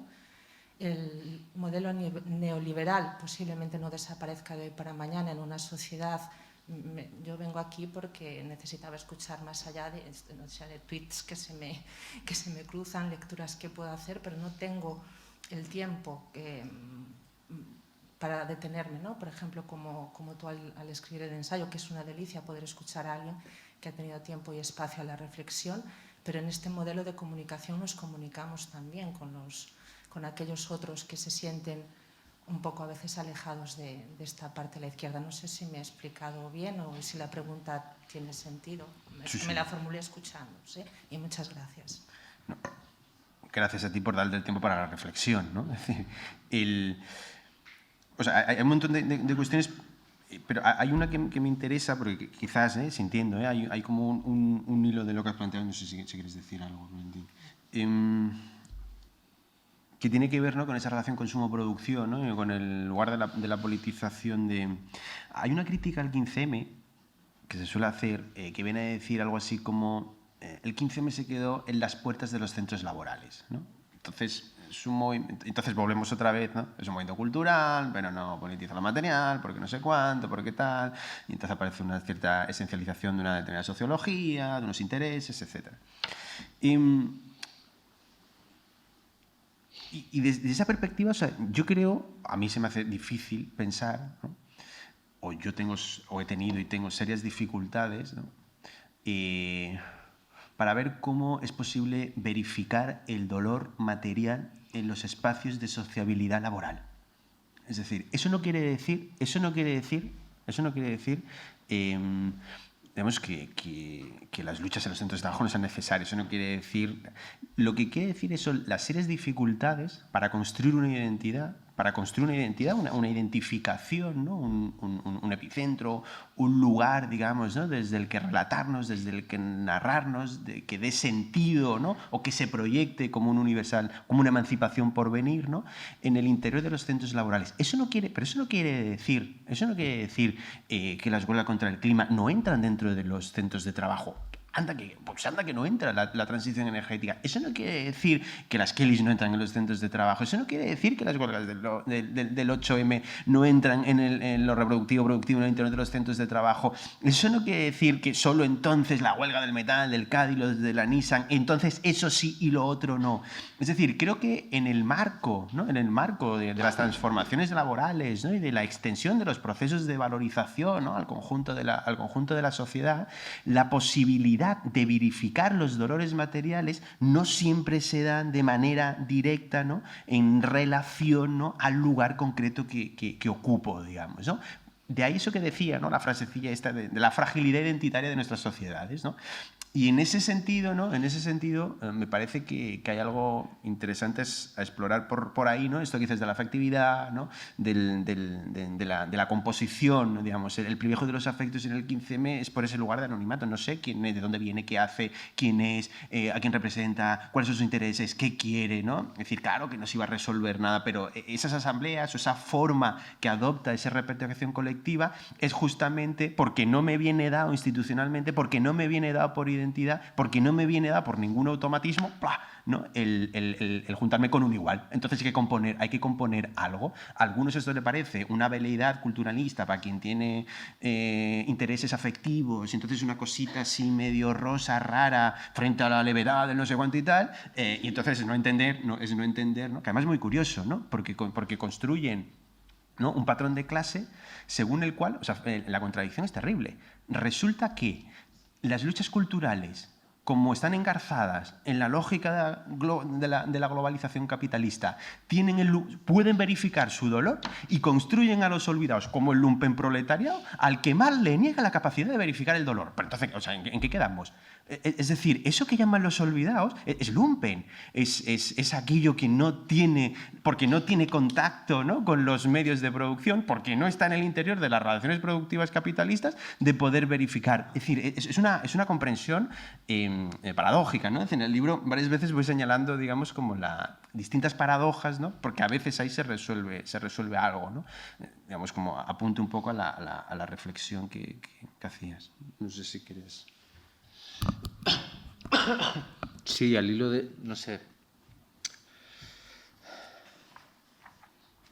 tipo una historia como más desde la literatura, que a mí me toca el papel del escritor.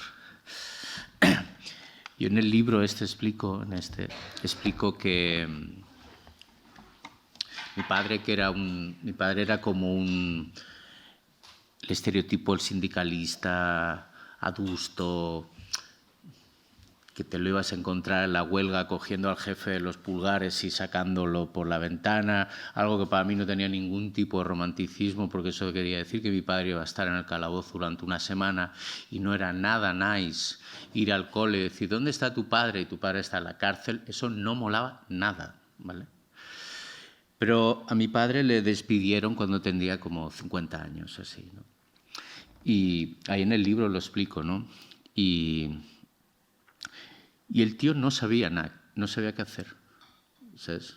Mi madre, ama de casa, aparentemente, yo siempre he dicho que mi madre, el libro es un poco un homenaje a mi madre, a la capacidad de hacer política desde otro lugar epistemológico, ¿no? Mi madre ya se cabreó de las gilipolleces de mi padre y de todas las teorías y dijo, bueno, venga, vamos a arreglar la situación, ¿vale? Se puso el mandil, se fue a la puerta de la fábrica, empezó a negociar. Les consiguió una indemnización a todos, les dio 5 o 6 eslóganes que a mi padre no se le hubiera ocurrido en su puñetera vida, ni a todos el resto de tal, y arregló un poco la situación. Ese yo creo que ha sido también algo que ahora que habláis de 15M, de todo eso, algo...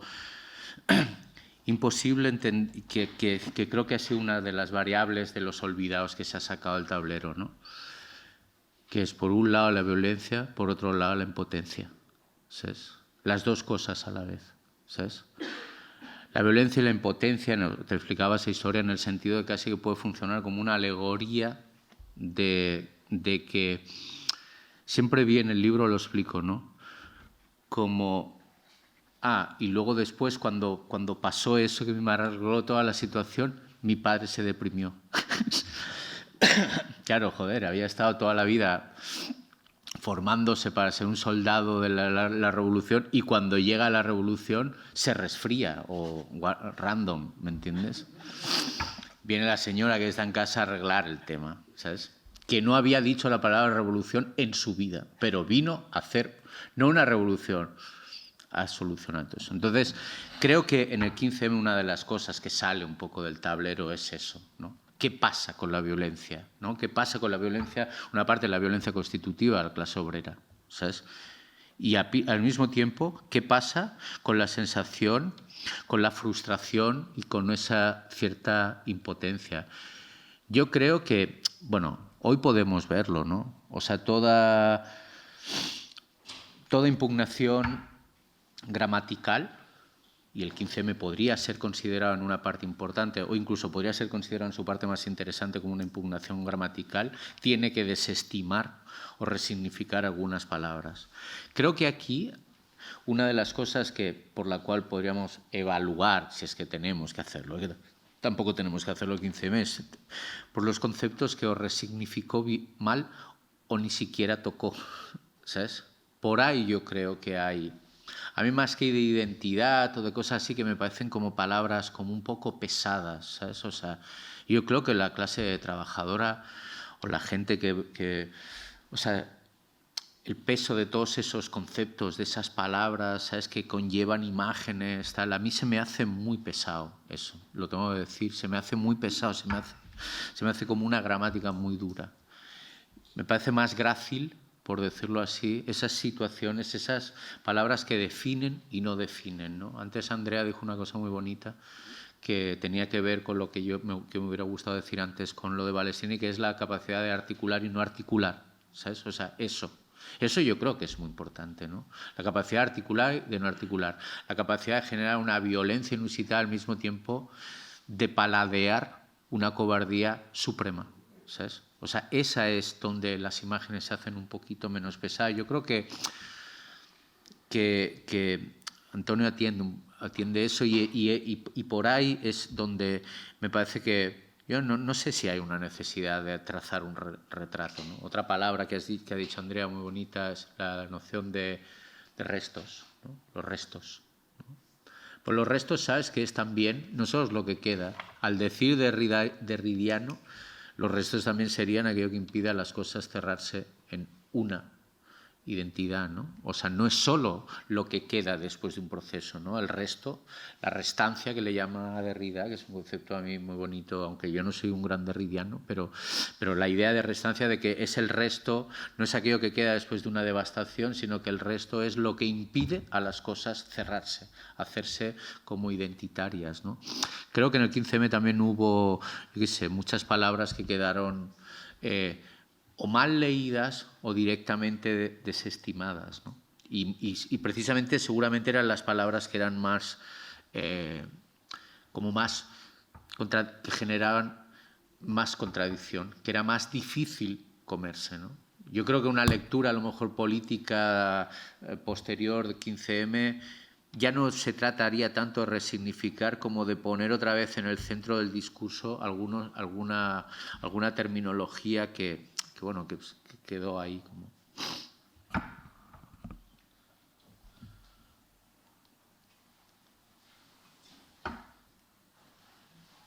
Bueno,